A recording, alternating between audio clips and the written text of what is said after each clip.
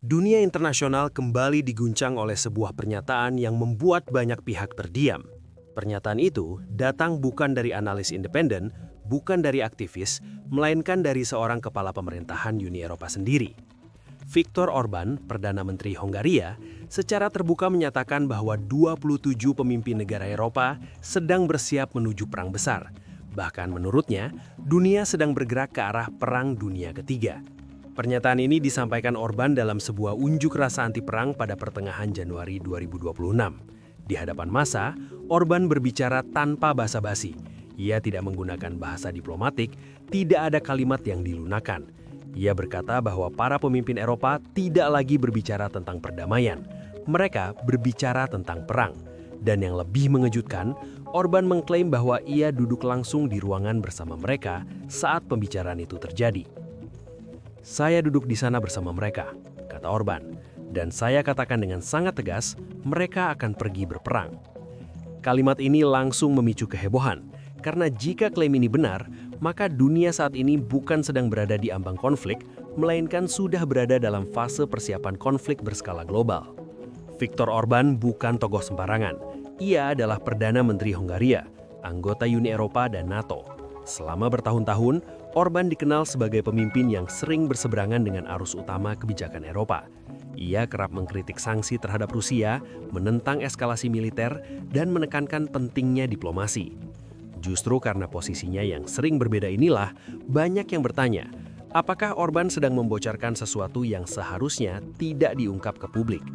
Menurut Orbán, para pemimpin Uni Eropa telah menggelar pertemuan tertutup di Brussel. Pertemuan ini dihadiri oleh perwakilan dari 27 negara. Awalnya, pertemuan itu disebut sebagai diskusi kebijakan. Namun seiring berjalannya waktu, arah pembicaraan berubah drastis. Bukan lagi soal ekonomi, bukan lagi soal energi, dan bukan lagi soal diplomasi. Diskusi itu, menurut Orbán, masuk ke ranah perencanaan militer dengan resiko yang sangat tinggi. Ia menegaskan bahwa Uni Eropa tidak lagi memprioritaskan jalan damai. Diplomasi dianggap gagal. Jalan kompromi dianggap tidak efektif.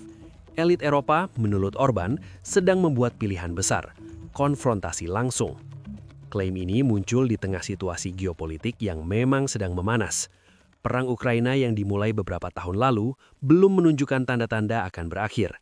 Konflik tersebut telah menguras sumber daya, memperdalam permusuhan, dan menciptakan garis pemisah yang semakin tajam antara Barat dan Rusia. Setiap bulan yang berlalu, justru memperkuat narasi bahwa perang ini bukan lagi konflik regional, melainkan bagian dari pertarungan geopolitik global. Uni Eropa telah menginvestasikan dana besar, persenjataan, dan dukungan politik penuh untuk Ukraina. Namun seiring waktu, biaya perang semakin mahal. Tekanan terhadap pemerintah Eropa semakin besar. Ekonomi melambat, inflasi menekan, dan masyarakat mulai lelah. Dalam kondisi seperti ini, sebagian elit Eropa justru melihat satu jalan keluar, kemenangan total atas Rusia. Orbán menyebut secara khusus dua negara besar, Prancis dan Jerman. Menurutnya, para pemimpin dari kedua negara ini tidak lagi berbicara tentang perdamaian. Mereka berbicara tentang bagaimana mengalahkan Rusia secara total. Bukan sekedar menahan, bukan sekedar menekan, tetapi memukul Rusia sampai tidak mampu bangkit kembali. Jika pernyataan ini akurat, maka ini adalah perubahan besar dalam strategi Eropa. Selama ini, narasi publik selalu menekankan pertahanan, stabilitas, dan pencegahan eskalasi. Namun, di balik pintu tertutup, menurut Orbán, yang dibicarakan justru adalah perang jangka panjang dan konfrontasi langsung. Diskusi itu juga mencakup upaya memaksa Moskow membayar mahal atas perang di Ukraina. Bukan hanya melalui sanksi ekonomi, tetapi melalui tekanan militer yang sistematis. Ini berarti Eropa tidak lagi sekedar mendukung Ukraina, tetapi siap menjadi pihak utama dalam konflik. Di sisi lain, dinamika global semakin rumit dengan peran Amerika Serikat. Kembalinya Donald Trump ke panggung kekuasaan mengguncangkan tatanan lama NATO.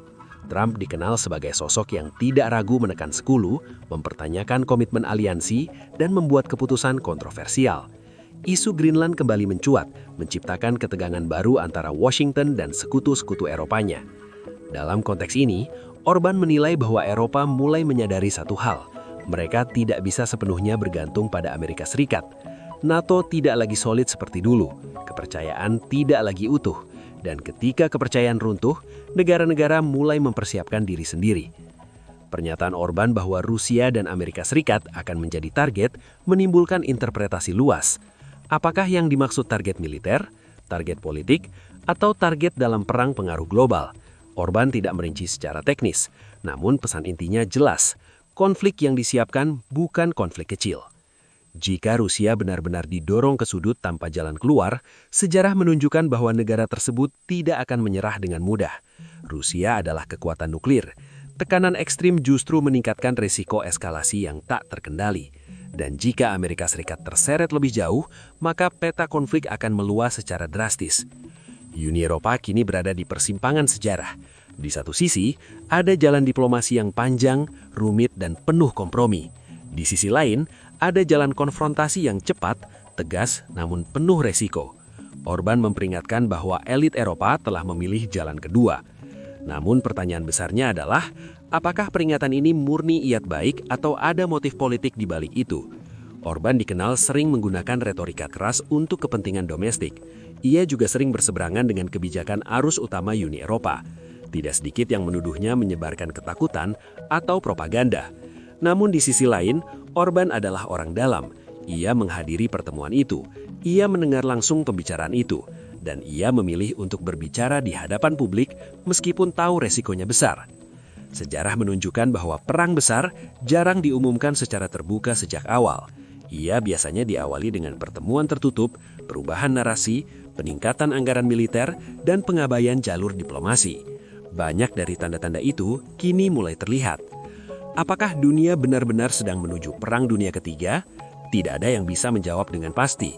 Namun satu hal jelas, ketegangan global saat ini bukan ilusi. Konflik Ukraina telah menjadi pusat gravitasi geopolitik. NATO sedang diuji. Uni Eropa terpecah antara diplomasi dan konfrontasi. Amerika Serikat tidak lagi bisa diprediksi, dan Rusia merasa semakin terpojok. Dalam situasi seperti ini, satu keputusan keliru saja bisa memicu rangkaian peristiwa yang tak bisa dihentikan. Orbán mungkin berdiri sendiri dalam suaranya, namun sejarah seringkali menunjukkan bahwa peringatan paling penting justru datang dari suara yang berbeda. Pertanyaannya sekarang bukan hanya apakah para pemimpin Eropa sedang bersiap untuk perang, tetapi apakah dunia masih memiliki waktu dan keberanian untuk memilih jalan lain. Karena jika perang besar benar-benar terjadi, tidak ada pemenang sejati. Yang ada hanyalah kehancuran dalam skala yang belum pernah disaksikan generasi manusia modern. Dan ketika para pemimpin berbicara tentang strategi dan target, yang paling sering terlupakan adalah rakyat biasa. Mereka yang akan mendanggung dampaknya. Mereka yang tidak duduk di ruangan pengambilan keputusan. Mereka yang tidak pernah memilih perang. Dunia mungkin belum berada dalam Perang Dunia Ketiga. Namun jika klaim Viktor Orbán benar, maka dunia saat ini sedang berdiri sangat dekat dengan jurang itu.